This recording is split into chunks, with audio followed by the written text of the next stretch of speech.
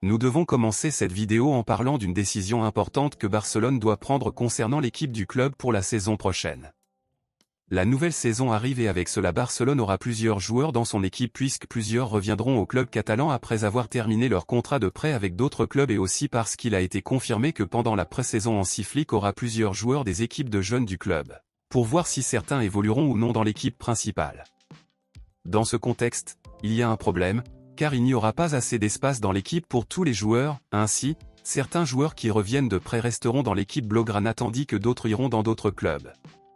Parmi les joueurs prêtés, Chadi Riad et Sergiño Dest avaient déjà leur avenir résolu puisque Chadi Riad a officiellement signé pour Crystal Palace et Sergiño Dest a officiellement signé pour le PSV. Ainsi, parmi les joueurs suivants qui reviennent à Barcelone après avoir passé une saison à jouer en prêt dans d'autres clubs, Hansi Flick devra décider qui restera au club et qui partira. Il s'agit de l'attaquant Ansu Fati, du défenseur Clément Langet, du latéral Alex Val, du milieu de terrain Pablo Torre, du défenseur Eric Garcia et du latéral Julián Araujo. Parmi ces 6 joueurs, lesquels choisiriez-vous pour jouer à Barcelone la saison prochaine?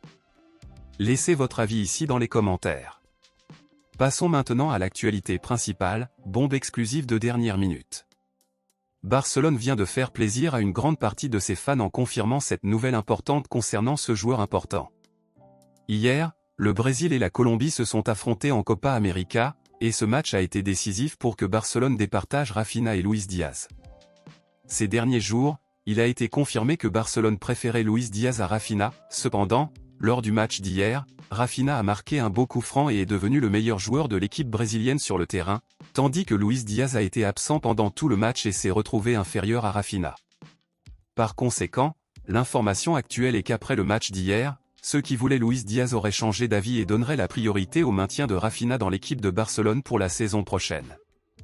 Je veux savoir ce que vous en pensez, donc à votre avis, entre Rafinha et Luis Diaz, lequel préférez-vous? Pour vous, lequel est le meilleur? Dites-le moi ici et je lirai votre commentaire, je vous verrai dans la prochaine vidéo.